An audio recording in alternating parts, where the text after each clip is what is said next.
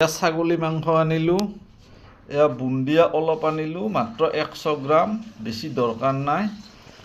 লালমোহন আনিলোঁ 5টা, bakery biscuit আনিলোঁ 1 পোৱা, 50 টকা, চিংৰা 2টা, উইথ চাটনি।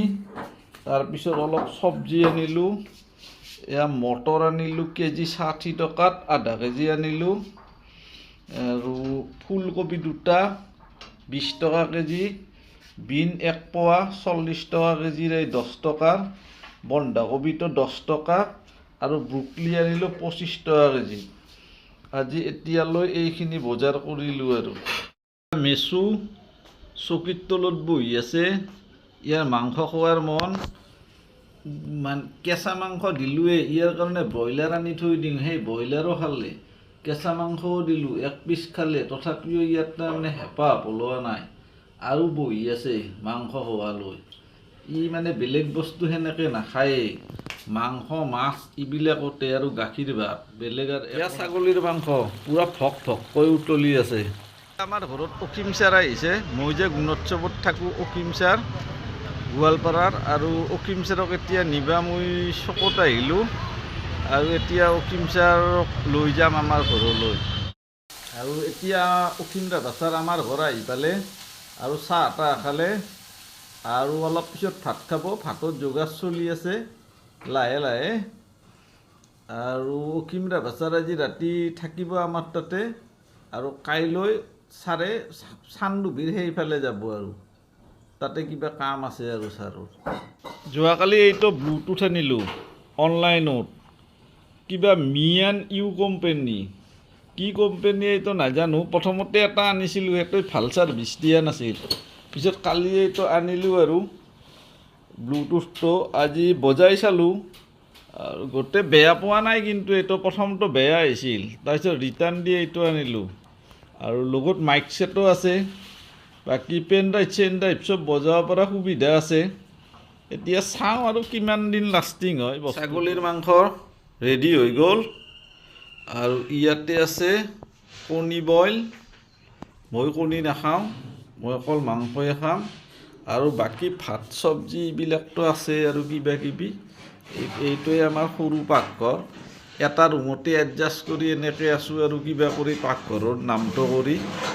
আৰু আমাৰ এনেকুৱা টাইলছ মাৰ্বল লগোৱা কোনো ধৰণৰ সেনেকুৱা পাকঘৰ নহয়, এনেকৈ কিবা কৰি ঘটমুটো কৰি চলি আছোঁ, আৰু এনেকৈ থাকিব লাগিব, আৰু উপায় নাই, আৰু ইয়াক বেছি মেনেজো কৰিব নোৱাৰোঁ। এয়া অসীম ৰাভা ছাৰৰ লগত মই আমাৰ সেই ৰুমত এডজাষ্ট কৰি লোৱা সৰু পাকঘৰটোত এতিয়া ভাত খাই আছোঁ। ভাতটোত আছে ছাগলীৰ মাংস, কণী, পাপৰ, ব্ৰকলি ভাজি, দালি ইত্যাদি ইত্যাদি কিবা কিবি আছে, আৰু এনেকৈ। আৰু অসীম ছাৰ যিহেতু গোৱালপাৰাৰ পৰা আহিছে, অলপ আহোঁতেও দেৰিকৈ আহি পালে, সেইকাৰণে আজি আমাৰ ভাত খোৱাটো অলপ পলম হ'ল। তথাপিও আমাৰ তাৰমানে ভাত খাওঁতে সদায় 2টা-2:30 বাজে।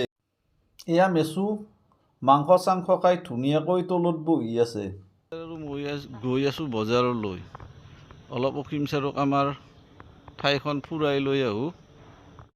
আমি এতিয়া আহি পালোঁ এম বজাৰ। এতিয়া যাম আমি এম বজাৰৰ ভিতৰলৈ। আমি বৰ্তমান এম বজাৰৰ ভিতৰত গৈ আছোঁ, আৰু মলৰ ভিতৰত কিন্তু ভিডিঅ' নকৰোঁ। মই কিবা কিবি অলপ বজাৰ কৰিলোঁ, আচলতে মই কৰা নাই, ছাৰে কৰিলে। কিবা কিবি অলপ কাপোৰ ল'লে, যিহেতু আমাৰ ইয়াতে এম বজাৰত আহিছে, গতিকে চিন হিচাপে কিবা কিবি অলপ কাপোৰ লৈ গ'ল। এতিয়া আমি গৈ আছোঁ ঘৰলৈ। ছাৰ এতিয়া ভাত খাওঁ সোনকালে। ছাৰ আপোনাৰ দেৰি হ'ল নেকি? ছাৰহঁতে তাৰমানে বহুত সোনকালে ভাত খায় ঘৰত, আৰু মোটামুটি 7:30-8টাত ছাৰহঁতে ভাত খায়, আৰু কিন্তু আমাৰ ইয়াতে অলপ দেৰি হয়, আৰু গতিকে উপায় নাই, আৰু আমাৰ ইয়াতে অলপ দেৰি হয়েই। আৰু ছাৰে হয়তো অলপ অসুবিধা পাইছে, আচ্ছা দিয়ক। আৰু এতিয়া সোনকালে ভাত খাওঁ, আৰু সোনকালে শুব লাগে। এতিয়া 10টা বাজিল, আৰু এতিয়া গৰমে বেছি ঠাণ্ডা নপৰাতে ভাতখিনি খাই লোৱাটো ভাল। চিচনা সকলো ঠিক হৈ গ'ল, এতিয়া মাত্ৰ সোনকালে শুব লাগে। আৰু নেক্সট ভিডিঅ' এটাত আৰু লগ পাম, তেতিয়ালৈ গুড নাইট, ধন্যবাদ, বাই বাই।